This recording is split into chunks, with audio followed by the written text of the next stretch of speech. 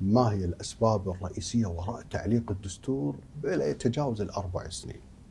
شو الأسباب اللي وصلنا إلى قرار صاحب السمو في اتخاذ هذا القرار؟ أول شيء نحمد الله سبحانه وتعالى على أن قدر لصاحب السمو هذه المبادرة المنقذة للكويت، وأجراها على لسان وعلى يد صاحب السمو الشيخ مشعل أحمد الله يحفظه. وحقيقة هذه المبادرة هي مبادرة إنقاذ الكويت، وأنا أبارك لجميع أهل الكويت ولجميع حقيقة من يعني بالنسبة له الكويت أولا، اللي الكويت أولا بالنسبة له كل هؤلاء نبارك لهم. هذا المرسوم حقيقة اللي جاء في الوقت المناسب والحرج، وكان يجب أن يأتي من زمان حقيقة.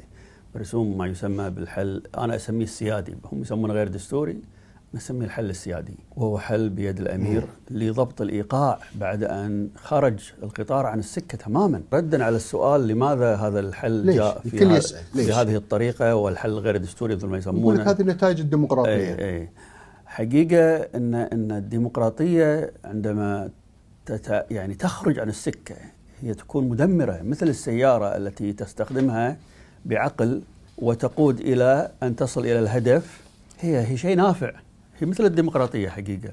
لكن عندما يقودها مجنون، عندما يقودها أهوج، هذه تقتل الناس. اليوم الديمقراطية اللي قاعد تصير بالكويت قتلت الناس، قتلت الكويت تفتتت فعلا.